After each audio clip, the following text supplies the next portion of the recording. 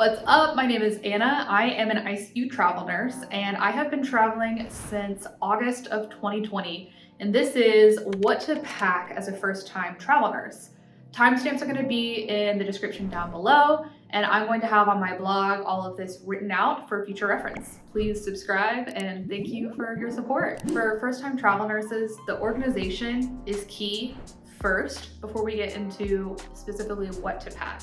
Something that's going to make your life so easy from the beginning is having a Google Drive to organize all of your documents. As a travel nurse, you have to do so much documentation. It's a lot, but if you're organized, totally doable. Every time that you onboard with a new agency, you have to do drug screen, TB test, the N95 fit test. You need to get a physical from a provider, and then you have to prove all of your childhood vaccinations, your COVID-19 vaccination. You have to submit your ACLS, your BLS, your PALS, your NIH, transcripts sometimes, and also documentation of your nursing license, CEUs, all of that stuff.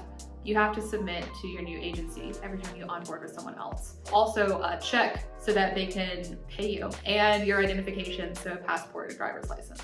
Have copies of all of that in your Google Drive so that you never have to sort through your emails trying to find where your ACLS card was. I recommend keeping physical copies on you as a first-time traveler, but then mainly having all of your documentation inside of the Google Drive. Step 2 is transportation. As a first-time traveler, you have this really stressful transition from staff nurse to travel nurse. And as a staff nurse, you're like me, I was not making large amounts of money as a staff nurse. I had student loans, I had credit card debt, I was living in the DMV area. I was working in Baltimore, my husband was in DC. It was expensive, the cost of living was high. When I became a travel nurse and I had 2 weeks off, I didn't get a paycheck for 2 weeks, and then I had to fly to California and get a rental car, and then they pushed my start date back by 2 weeks. Life was very stressful. So when you're transitioning from not making a ton of money as a staff nurse to becoming a travel nurse, but there's this weird in between where you might be out of work for a month, you're missing a couple paychecks, and you have to then pay rent in 2 places and book plane tickets and rent a car. If you can, I recommend getting an emergency fund saved up for about like a month's worth of expenses before you start traveling, just to cover the cost of shipping your car across the country, renting a car, whatever you end up doing, because it's an expensive process. If you don't have an emergency fund, you do need a credit card as you're getting started. And now I'm in a place, fortunately, where I don't have credit cards maxed out anymore.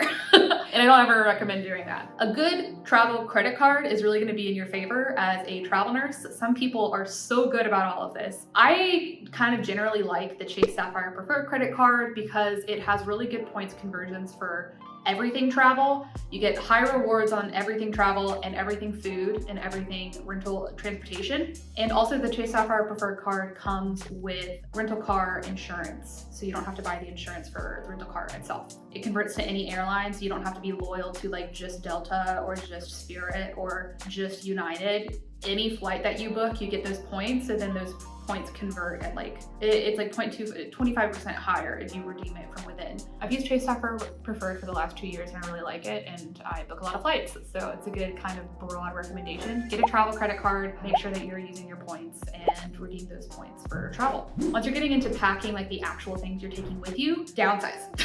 Bring less. Take less things than you think you need.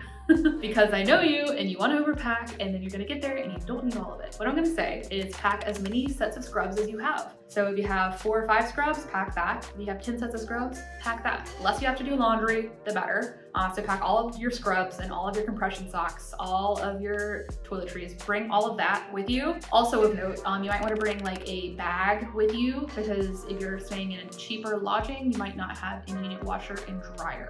So you want to have those like Whole Foods bags or whatever your grocery bags are that you use that are non-plastic. Bring a couple of those with you in case you end up having to hike over to a laundromat. Then you do need your toiletries. You need sunscreen. Everybody needs to be wearing sunscreen every single day. My favorite is L2D&D. I love that stuff. I wear it every single day. Then you just need all of your shower, makeup, hair stuff, all of that. But I will say, like, downsize. Whatever you think you need for a 4 to 13 week assignment, you probably need less. I've found that I only, at this point, use like moisturizer, sunscreen, a blush that I use on my lips as well, one concealer and foundation, and then like brow stuff. I also like to keep all of my toiletries inside of bins because they transport so much easier and you don't ever have leakage. So if you get these little plastic bins that are small like this, they stack neatly within your suitcase, and then they just can be placed onto a counter,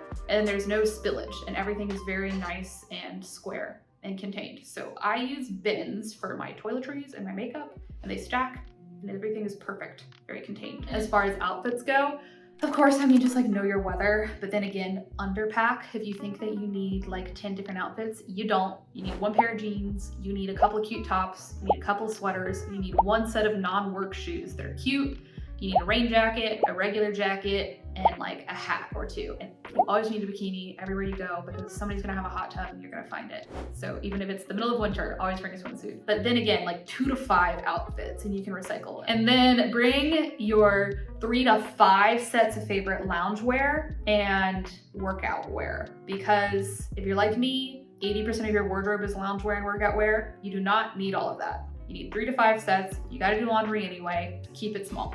The thing is, as a traveler, especially if you're traveling alone, you have to be able to carry all your stuff yourself. So try to keep it to 1 suitcase, 1 carry-on, 1 bag, and a backpack. So I always bring my larger suitcase, and then the carry-on can go on top of that, wearing my backpack, and then you can have a purse as well. Because you don't want to end up in a place where you have like 3 suitcases and like all of this stuff. Like, keep it contained. And try to wean yourself away from like carrying so much stuff. I personally am a fly with my backpack only type of girly if I'm traveling for like 4 days or less. You wear the largest pair of shoes that you have, you wear your coat to the airport, you cram everything in your Osprey backpack, and then you are off for like 4 days and a weekend. So really just downsize everything. And then once you get there, you can buy more things. But I guarantee you, you do not need like 7 sets of jeans to go on a 13-week travel assignment. You're probably only gonna wear jeans once, to be quite honest. You need to bring safety things with you, especially if you're a woman traveling alone. Like, safety is so important. So you need to bring pepper spray, you need to bring those door stops. Morgan, PsychMP, is talking about this right now on her Instagram and TikTok, which is just so important. You need to be safe, you need to be constantly aware of your surroundings, especially traveling alone as a woman. What are some things that I do personally for safety when I'm going to a new area? I fly to new cities that I've never been before and take assignments, and I would never ever recommend booking your Airbnb or your lodging for 13 weeks at a time. You need to fly in and you need to stay in a hotel the first couple of days. I usually fly in and book a hotel only for 1 or 2 days, and then I drive around the area and I check it out, and then I see if it's somewhere that I feel that as a woman traveling alone, I'm gonna be safe. If you are booking lodging for 3 months at a time somewhere that you've never been before and you're traveling as a woman alone by yourself, that's really unsafe. I outsource as much as I can when I'm traveling because I've been working these like 40 to 60 hour contracts. I order takeout. I order Chipotle and then I eat it twice. I eat half of the burrito bowl at night and I eat the next half the next day.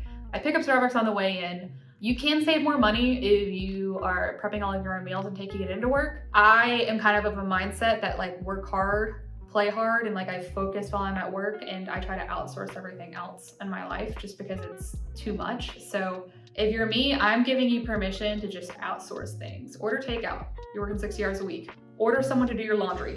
You're working 60 hours a week. Costs like $30. You can do it. I'm of the camp that's just like make your life easier so that you can just focus on work. And then the last thing to pack for your travel assignment is the knowledge that if you don't plan while you're at work what you're gonna do on your day off, you're just gonna sleep. So make sure that you're actually writing down a list of things to do in the area, and then make sure you're getting out and exploring the area, because 13 weeks goes by like that. And then you can end up in a place where you're like, oh my gosh, I was in New York City for 13 weeks and I didn't even go to a Broadway play. Enjoy your time, focus on work, downsize all of your stuff, make sure you're being safe, and outsource the other stuff that doesn't matter as much. Eat as much takeout as you want, and welcome to being a travel nurse. Please comment what you want me to talk about next on YouTube, because I'm so excited to get deeper into all of this stuff with you guys. And follow me on my blog, like and subscribe. Thanks, bye.